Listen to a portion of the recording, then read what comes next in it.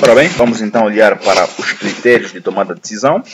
Temos o critério do VAL, valor atualizado líquido.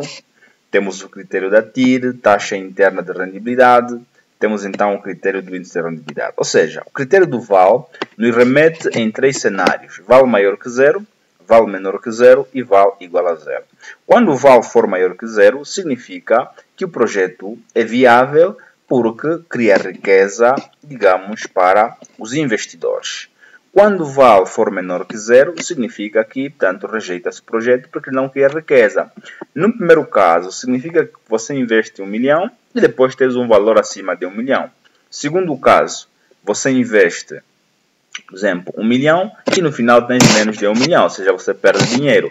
E aqui, no terceiro caso, estamos a dizer que VAL igual a 0 é indiferente. É indiferente porque você investe 1 milhão e no final tem novamente 1 milhão. Obviamente ninguém perde tempo, 5, 4 anos, a investir num projeto em que o valor a ser resgatado é igual ao valor aplicado. Então, na prática, apesar de que a literatura apresentar que quando VAL é igual a 0 é indiferente, na prática ninguém vai investir num projeto com VAL igual a 0. Critério da taxa interna de rendibilidade. Este critério compara, digamos, a taxa, a TIR, no caso, com o custo de oportunidade de capital, ou seja, aquilo que estou a renunciar em detrimento de aplicar os meus capitais no projeto.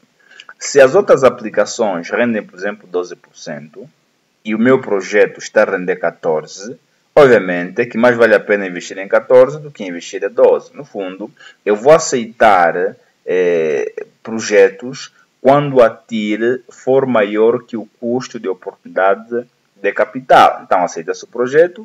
Quando a TIR for menor que o custo de capital, rejeita-se, porque eu estou a renunciar a altas rendibilidades em detrimento de rendibilidades inferiores. Quando a TIR for igual ao COC, é indiferente. Entre investir no ativo A e ativo B, rende a mesma coisa, logo é indiferente. Pelo critério do índice de rendibilidade, estamos a dizer que este critério mede quantos kwanzas são criados por cada kwanza investido. Logo, aceita-se o projeto quando o IR, índice de rendibilidade, for maior que 1. Quando menor que 1, rejeita-se. Quando igual a 1, é indiferente. Significa que você investe 1 milhão, no final tens novamente 1 milhão. Portanto, existe aqui uma relação direta. Quando o VAL for maior que 0, regra geral, automaticamente a TIR é maior que o COC e o índice de rendibilidade é maior que 1. E entre estes critérios, o critério do valor atualizado líquido é o critério que predomina. Por exemplo, eu tenho um projeto em que o VAL é maior que 0, TIR é menor que o COC, por vários motivos. Portanto, estou a dizer que a regra geral é que quando o VAL é maior que 0, TIR é maior que o COC e R também é maior que 1. Essa é a regra geral. Existe exceção à regra. Quando acontecer que o VAL é maior que 0, TIR é menor que o COC, automaticamente o critério do VAL é o critério predominante. Mas sempre que o VAL for maior que 0, automaticamente IR é maior que 1.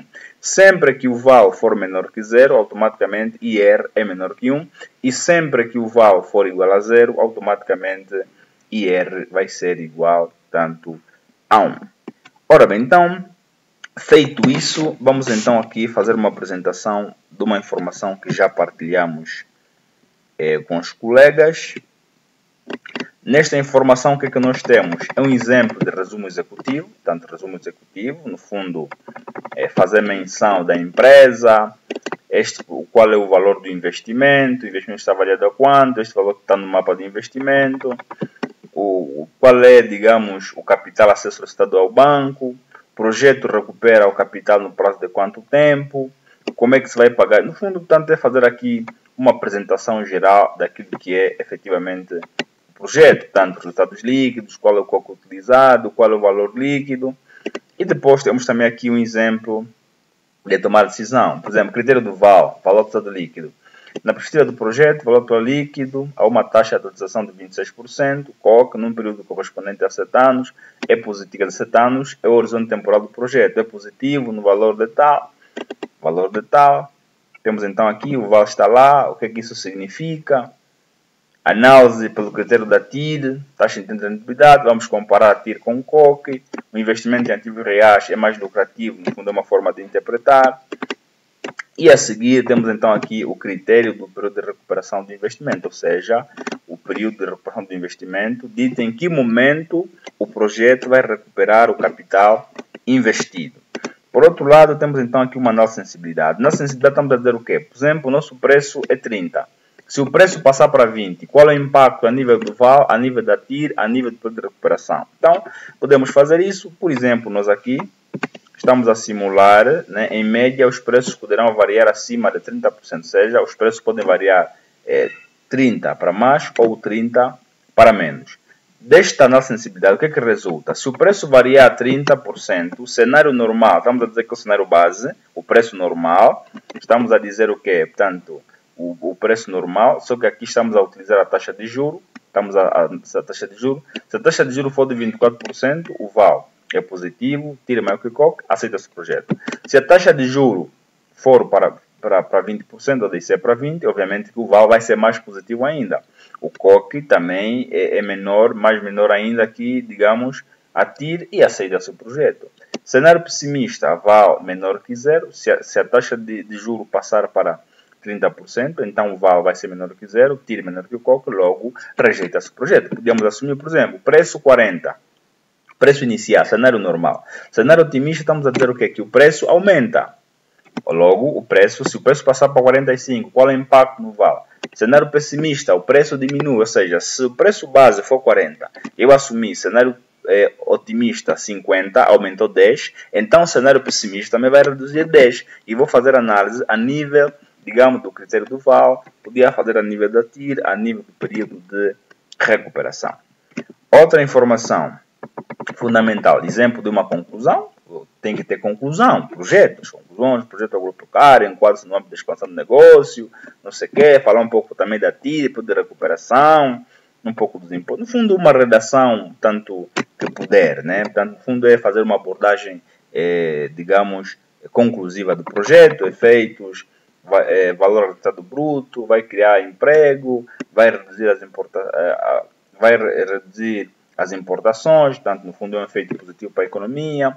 Vai, digamos, aumentar as exportações, é um efeito positivo, criação direta de divisas, não sei o que, quer dizer, esse mais aqui significa que é um efeito positivo, tanto para a economia. E aí a redação já vai depender muito do estilo de cada um, o que é que vai fazer. No fundo, é uma ideia daquilo que portanto, são as conclusões. Ora bem, então, temos aqui a fórmula que nos permite ir à busca do custo de oportunidade de capital, que é o famoso COC. Sempre que a empresa for financiada por capital próprio, capital alheio, então temos que ter aqui o custo médio ponderado de capitais, que é igual ao COC. Se a empresa for financiada só por capitais alheios, então o COC é igual à taxa de juros. Se a empresa for financiada só por capital próprio, então o COC é igual à rendibilidade dos capitais próprios.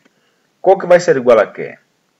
Capital alheio, ok? Capital alheio, no mapa da dívida, a dividir por capital próprio mais capital alheio, ou seja, a dividir pelo total, digamos, do passivo mais capital próprio. Ou podíamos ter aqui também o ativo, é indiferente. Isso aqui vai multiplicar pelo custo do capital alheio, que é a taxa de juro, vezes 1 menos a taxa de imposto. Aqui é imposto sobre os lucros, imposto industrial, mais o capital próprio, a dividir pelo capital próprio mais o capital alheio, isto tudo vezes a rendibilidade dos capitais próprios. No fundo, isto aqui é o quê?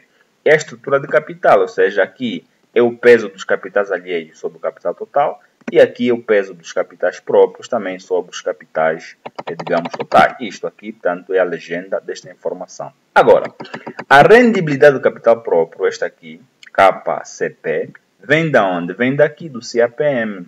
CAPM, estamos a dizer CAPM é igual a risco free.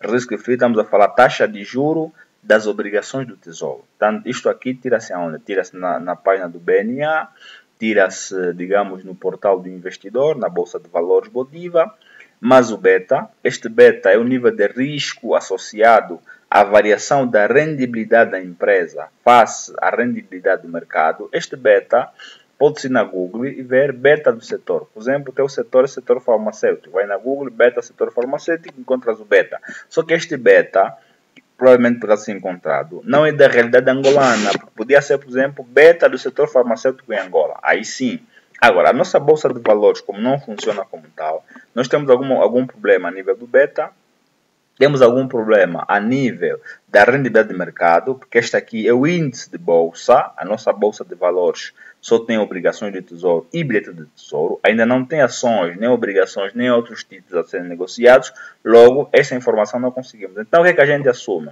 A rendibilidade dos capitais próprios vai ser igual, no mínimo, ao custo do capital alheio, ou seja, vai ser igual à taxa de juro dos bancos, a média da taxa de juros dos bancos, taxa normal. Por exemplo, vai financiar o projeto a uma taxa de 7,5%, essa taxa é de um programa de investimento público, por exemplo. Portanto, estamos aqui a falar, por exemplo, do PAP, estamos aqui a falar, portanto, Angola Investe, por aí. Essa taxa não, tem que ser a taxa de juro, a taxa normal, uma taxa não subvencionada. Então, se eu vou a um banco, vou me endividar 1 milhão, vão me cobrar 20%. Então, no mínimo, o meu 1 milhão também vale 20%. A lógica é essa. Logo, a taxa, o custo do capital próprio ou a rendibilidade dos capitais próprios é igual à taxa de juro normal. O beta do mercado é igual a 1, podemos usar o beta igual a 1. Então, esse beta vai no mercado. Risk Free, indo no portal, também vai lá para, digamos, o mapa de pressuposto. Beta, mapa de pressuposto. O custo do capital é igual ao custo da dívida. Também vai para, digamos, o mapa de pressuposto. Conforme disse, podemos ir na Google e tirar ali os betas. Portanto, beta do setor dos transportes em Angola. 2009 você mete, essa informação vem, se tiver o beta. Caso não tem, no nosso caso, obviamente, então, usamos o beta igual a 1. Rendibilidade do mercado foi isso que nós já dissemos, portanto, no fundo, a bolsa não funciona, logo não conseguimos ter, digamos, estes valores. Ora bem, então, é o que a gente tem aqui. Se formos para o mapa de pressuposto, taxa de rendibilidade dos capitais próprios, estamos aqui a assumir 26, que é igual à taxa de juro, se reparar, igual à taxa de juro, empréstimo de médio e longo prazo, a taxa que vou usar, digamos, no mapa certo da dívida, porque é taxa normal. Se o projeto for financiado por digamos, um programa específico, a taxas bonificadas, não é aquela taxa que eu vou usar como taxa de rendibilidade dos capitais próprios. Não, eu vou ter que usar a taxa normal dos bancos, uma taxa não subvencionada. Taxa de juros sem risco, portanto, 23, na página do BNA. Beta do setor igual a 1. Rendibilidade do mercado, obviamente, essa informação nós aqui, portanto, não temos. Isso pode ficar assim. E depois, então, vem o COC, que este COC, aqui em último lugar, que deu 23, que este COC é fruto de quê? Este COC é fruto, digamos, da aplicação, então, desta fórmula, né? Substituindo as variáveis, e, obviamente, vamos, então, ter ali o COC, ou seja, o COC, eu volto aqui no nosso mapa, o COC, podemos aqui assumir este 23%, é igual a quê? Portanto, vai ser igual a percentagem de capital próprio, ok? Isto aqui, ok? COC vai ser igual a percentagem de capital próprio, tá? Isto aqui, o beta vai ser igual a percentagem do capital próprio vezes o custo do capital próprio, que é a rendibilidade do capital próprio, estamos aqui, capital próprio, vezes 26, certo? Isto aqui mais, não é isso?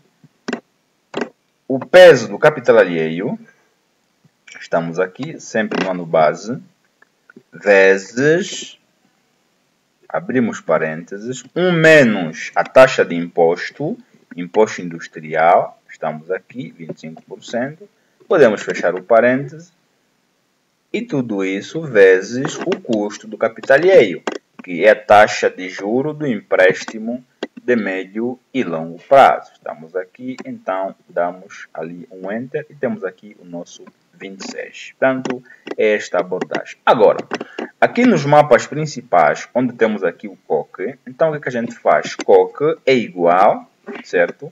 Vai no mapa de pressuposto e dá este clique. O COC é igual a este valor. E assim está tudo, digamos, resolvido. Então, continuando, vamos agora analisar aqui nossos valores. O que é que temos a nível de VAL?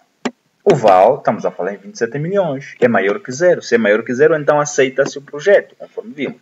A TIR, 124, o COC, 23, TIR é maior que o COC, aceita-se. Índice de rendibilidade, estamos aqui. Índice de rendibilidade, ok? Estamos aqui.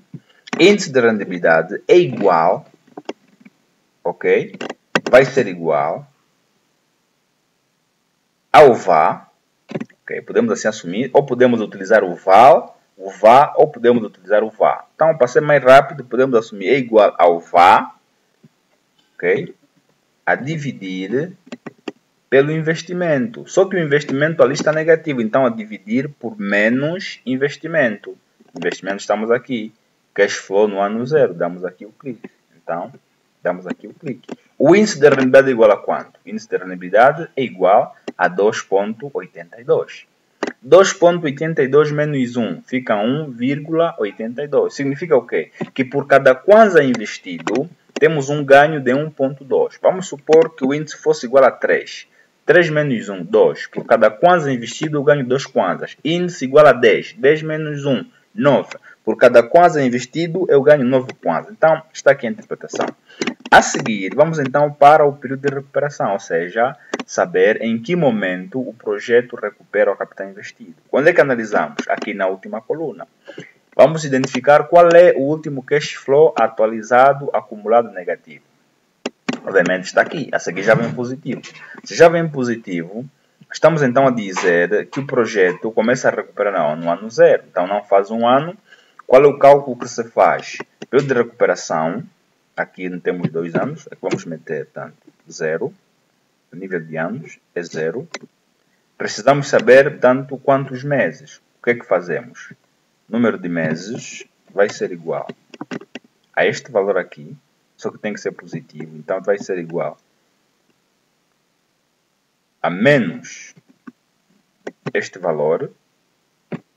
Ok? Vamos dividir pelo cash flow atualizado que originou o primeiro positivo, que no caso é este aqui, 16. Podemos fechar parênteses para tudo isso, abrir e fechar. Isto tudo, portanto, vezes, estamos a dizer o quê? Queremos o número de meses, o ano tem 12 meses, então, vezes 12. Damos aqui um Enter. Significa que o projeto recupera o capital no prazo. Portanto, 0 anos, obviamente não chega a 1 ano, 11 meses, e podemos ir à busca do número de dias. Número de dias, o que é que fazemos? Este valor aqui, o que é que vamos fazer? Então, o número de dias vai ser igual. Podemos abrir parênteses, vai ser igual a este valor todo, menos a parte inteira, que são 11 meses, fechamos o parênteses, e vamos então multiplicar isso. Portanto, número de dias, o mês tem 30 dias, assumimos o ano comercial, então, vezes 30, damos um Enter. Ou seja, o projeto recupera o capital no prazo de 0 anos, não chega a 1 ano, 11 dias, 11 meses e, tanto, 5 dias. Então, teríamos aqui, é só transcrever, por causa da alteração, aqui 0. Aqui passa para 11. E então aqui passa para 5 dias. Passa para 5 dias. E assim, tanto está a nossa interpretação. E essa informação que depois vai lá na análise dos critérios, conforme vimos anteriormente. Agora, relativamente a estas variáveis, capital permanente, no fundo, capital permanente, ativo fixo, nos permitiu, portanto, fazer o cálculo do fundo de maneio. Qual é a análise que se pode fazer? Fundo de maneio positivo significa que os capitais permanentes são mais que suficientes para financiar o ativo fixo. Quando o fundo de maneio, digamos que é positivo, então o projeto cumpre a regra do equilíbrio financeiro mínimo. Portanto, isto é bom. Quando o fundo de maneio é positivo, tanto isto é bom. Recursos cíclicos e necessidades cíclicas nos permitem ou nos permitiram determinar as necessidades em fundo de maneio. Quando as necessidades em fundo de maneio forem positivas, significa que as necessidades cíclicas são maiores que os recursos cíclicos, ou seja, a empresa tem menos recursos comparativamente às necessidades que apresenta. Logo, tem que fazer um reforço para a obtenção de mais recursos para financiar o ciclo de exploração. Tesouraria líquida, que vai ser igual. Fundo de maneio funcional menos a necessidade de fundo de maneio, obviamente é positiva. Se é positiva, significa o quê? Que o projeto gera algum excedente de exploração. Isto é bom. Quando a tesouraria líquida for negativa, isto é mau. Vai significar o quê? Que o fundo de maneio não permite cobrir as necessidades de fundo de maneio. Quer dizer que o indivíduo tem 12 mil, mas precisa gastar 40.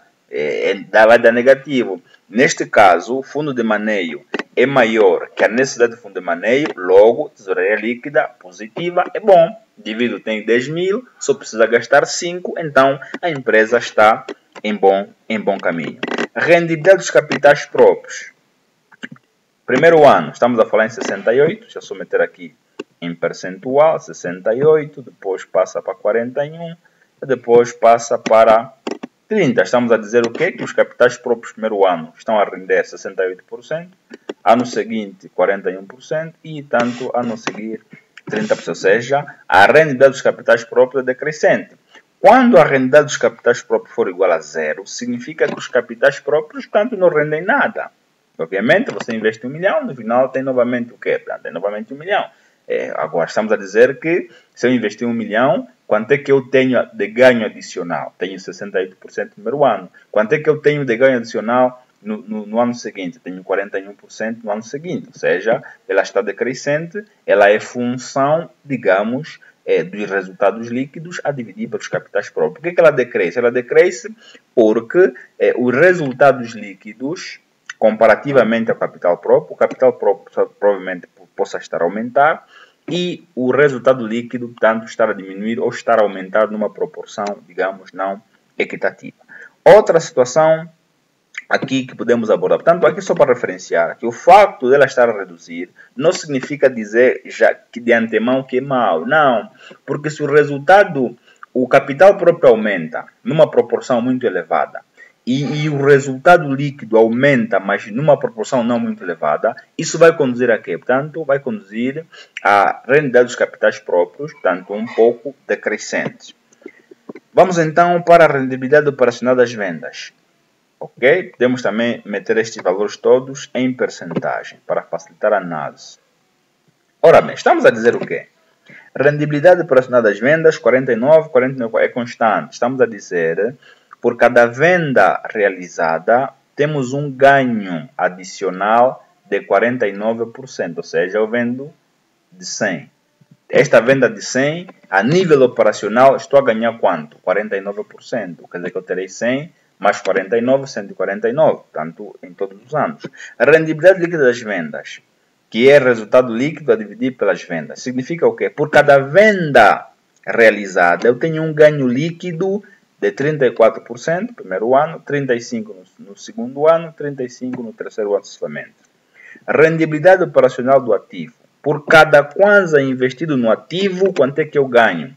Por cada kwanza investido no ativo, eu ganho 81%. Ou seja, se eu investir, por exemplo, 100 kwanza, eu ganho quanto? Ganho, portanto, 81 kwanzas no primeiro ano, ganho 54% no segundo ano e ganho 41%, portanto, no último ano. Portanto, no fundo, isto vê-se que eu consigo ganhar, digamos, por cada investimento realizado. A seguir, custos variáveis, custos fixos, tanto margem de contribuição, nos permitiram ir à busca desses indicadores. Primeiro ponto, grau de alavanca operacional igual a 1, esses aqui não são percentuais, igual a 1, 1.5 é constante. É constante por quê? Porque grau de alavanca operacional é igual a margem de contribuição a dividir por resultados operacionais. Então, se a margem de contribuição for constante, o resultado operacional também for constante, então o grau de alavanca operacional é igual, tanto também em todos os anos, é constante. Significa o quê? Significa que se as vendas da empresa variarem um ponto percentual, os resultados operacionais da empresa vão variar, obviamente, 1,5. Então, significa que se eu quiser aumentar, digamos, os meus resultados numa proporção determinada, então eu aumento, digamos, também o nível de venda. Como é que eu analiso? Significa que do primeiro ano, segundo, não houve alavancagem operacional. Caso houvesse alavancagem operacional, então estes indicadores aqui, tanto teriam sido diferentes. Aqui 1.5, aqui podia ser 1.6 ou 1.8, teriam crescido. E essa alavancagem operacional é por via do aumento do volume de negócios ou então por via da redução de custos. Já o grau de alavanca financeiro, a relação resultado operacional versus resultado antes do imposto, obviamente que é diferente, primeiro ano, segundo ano, terceiro ano, tanto aqui é quase constante. Significa o quê? Que se o resultado, se as vendas variarem 1%, qual é o impacto? Estamos aqui 1.08, 1.05. Se as vendas variarem 1%, qual é o impacto a nível dos resultados antes do imposto? Se as minhas vendas variarem 1%, então os resultados antes do imposto vão variar 1.08, 1.05 no segundo e 1.03, digamos, no terceiro ano. Ou seja, ela, portanto, o nível de variação vai decrescendo ao longo do tempo. Grau de alavanca combinado, que é o grau de alavanca operacional vezes o grau de alavanca financeira. Se as minhas vendas variarem 1 ponto percentual, qual é o impacto nos meus resultados líquidos do exercício? Se a minha venda variar 1 ponto percentual, então os meus resultados líquidos do exercício vão variar 1.63, primeiro ano, 1.5, segundo ano, 1.5, tanto no terceiro ano. Então, se eu quiser variar os meus resultados em 50%, o que é que eu devo fazer? Devo, obviamente, pegar isto aqui e multiplicar, digamos, por 50 e ali saberei qual é o impacto que se espera a nível dos meus resultados. Ponto crítico de venda. Ponto crítico de venda que é fundamental, ou seja, a empresa tem custos fixos e custos variáveis. Os custos fixos são os custos que são independentes, digamos, do volume de negócio. Então a empresa tem que saber qual é o ponto no qual ela não tem lucros nem prejuízos. Em 2021, 2022 no caso, o ponto crítico de venda da empresa, tanto é de 19 milhões 413.860. Significa que se a empresa vender 19.413.860, não terá lucro nem prejuízo. Para ter lucro, tem que vender acima, digamos, deste valor. Se vender abaixo, obviamente terá prejuízo. Em 2020 e 2022, portanto, 18 milhões. Em 2024, portanto, estamos aqui a falar em 17 milhões. Portanto, nós podíamos ter o ponto crítico e o ponto crítico total. Ponto crítico total sempre que a empresa estiver endividada, ou seja, nós temos aqui ponto crítico, estamos a dizer que é igual ao custo fixo mais os encargos financeiros. Então, este aqui é ponto crítico total. Se fosse só ponto crítico, só teríamos aqui tanto os custos fixos. Então, é fundamental. E este valor do ponto crítico, embora é anual, eu posso determinar o valor mensal. O que é que eu faço? O valor mensal é igual ao valor anual a dividir por 12. Valor diário é igual ao valor mensal dividido, portanto, por 30. Então, eu saberei quanto deverei vender diariamente para não ter lucro nem prejuízo, quanto deverei vender semanalmente, anualmente e assim sucessivamente. E o que é que se deseja? Que se venda acima do ponto crítico para que a empresa tenha, então, algum lucro adicional. Margem de segurança. A margem de segurança vai, então, indicar-nos se a empresa está a operar quantos porcentos acima do ponto crítico. Vou então traduzir estes valores também, digamos, em percentagem para facilitar, digamos, a compreensão. Então, temos aqui margem de segurança, primeiro ano 61%, segundo ano 63% e por último 64%. Significa que as vendas da empresa podem decrescer 61%, ainda assim não estaremos em prejuízo. As vendas da empresa podem reduzir ou decrescer em 63%, ainda assim não estaremos em prejuízo. E por último em 64%, ou seja, 61%, estamos a dizer que a empresa está a operar 61% acima do seu ponto crítico, o que efetivamente é muito bom. Agora, nós podemos aqui fazer alguma alteração. Mapa de pressuposto. O que é que a gente assumiu? Níveis de preço. Revendedores 40, hotelaria e restauração 40, público em geral 50. Vamos fazer a nossa sensibilidade. A sensibilidade é alterar uma das variáveis.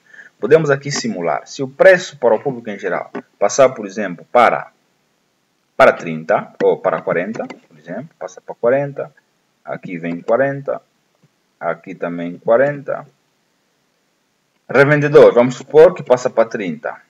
30, 30. Aqui passa para 30. Hotelaria e restauração também 30. 30. E aqui também vai para 30. Ok? Fizemos a alteração. Vamos então analisar qual é o impacto destas alterações a nível dos critérios de tomada de decisão. Vamos lá. Se reparar, margem de segurança alterou. Ponto crítico alterou. Significa que temos que vender quanto agora? 21 milhões. Significa, a nível da renda dos capitais próprios, estamos a render quanto? 51. Rendibilidade líquida das vendas, 21. Rendibilidade operacional do ativo, tanto 51 e 9. Vamos agora para os critérios. Significa o quê? O nosso VAL passou para quanto? O VAL passou para 9 milhões. Era inicialmente 27 milhões, passou para 9 milhões. Índice de rendibilidade, 1,65. Significa o quê? Isto menos 1 significa que por cada kwanza investido estamos a ganhar quanto? 0,65 kwanzas. Ele decresceu. A TIR passou para 61, mas ainda assim, comparativamente ao COC, ele é maior. E o prazo de recuperação já não vai ser a abordagem inicial.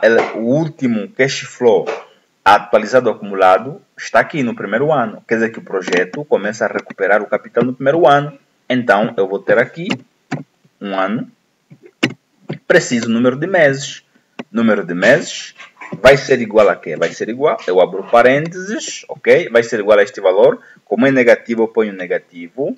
Vai ser igual a este valor. O último cash flow atualizado acumulado negativo. Este aqui vai dividir pelo cash flow que originou o primeiro cash flow atualizado acumulado positivo. Então, vai dividir por este. Fecho o parênteses. E já vimos que esta informação toda vamos multiplicar por quanto? Vamos multiplicar por 12. Vezes 12, Enter. Então, o projeto recupera o capital no prazo de um ano, 9 meses. Preciso do número de dias. O número de dias vai ser igual, eu abro parênteses, a esta informação menos. Esta informação menos a parte inteira, que no caso é 9. Fecho. Preciso do número de dias. O mês tem 30 dias, então faço vezes 30 e dou ali o Enter. Significa o quê? O projeto vai recuperar o capital no prazo de um ano. Então, retifico aqui, um ano. Aqui também retifico, 9 meses, um ano e 9 meses. E por último, portanto, tenho aqui 10 dias. Ok? O projeto recupera o capital no prazo de um ano. Será aqui embaixo? No prazo de um ano, 9 meses. Ok? No prazo, sim, de um ano, 9 meses e 10 dias. Portanto, altera. Isso é análise de sensibilidade. Alteramos o preço para menos. Se alterássemos o preço para mais, o projeto teria recuperado o capital muito mais antes. O VAL seria maior ainda. A TIR seria maior ainda. Índice de rendibilidade seria maior ainda. E essa informação afeta também todos esses critérios. Então, é basicamente isso que nós tínhamos para apresentar relativamente a este ponto. E por último, então, o que é que fazemos? Aqui, na nossa estrutura, ok?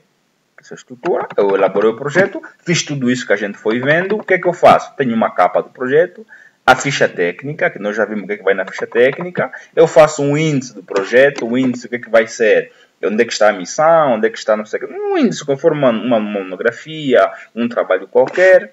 O sumário executivo, já vimos ali algum exemplo dos elementos que devem constar nesse sumário executivo. Definição do projeto e seus promotores, o que é que eu vou abordar? Linha de produto, identificação dos promotores, abordar a localização, onde é que está localizado, conforme vimos na componente teórica, ver ali informações de análise de preço, publicou. No fundo eu vou seguir, quer dizer, vou preencher cada um desses pontos e assim, obviamente, estou a fazer o projeto. Depois, vou então chegar aqui nas projeções financeiras. Projeções financeiras, portanto, vou ter aqui os mapas. O que é que eu posso fazer aqui neste ponto 10? Portanto, eu não preciso necessariamente que todos os mapas fiquem, digamos, no corpo do trabalho, conforme eu estou aqui no último ponto. A maioria dos mapas devem estar em anexo. A quem os mapas ficam no corpo do trabalho, a quem os mapas, alguns mapas ficam em anexo, outros vêm, isso já é subjetivo, né? Mas o normal poderia ser fazer a interpretação dos mapas, interpreta os mapas, fazer leitura, as vendas são de 11 mil, não sei o que, no primeiro ano, no segundo ano 14 mil, pode fazer isso, e os mapas vão em anexo, então apresenta mesmo os próprios mapas no corpo do trabalho. E depois disso, então, vem a análise da viabilidade econômica e financeira, portanto, o ponto 11, que no fundo é isto aqui, que nós vimos, né? É a tomada de decisão. Estamos aqui, nesse exemplo, análise de critérios, né? Exemplo de tomar decisão, vem o VAL, vem a TIR, essa informação toda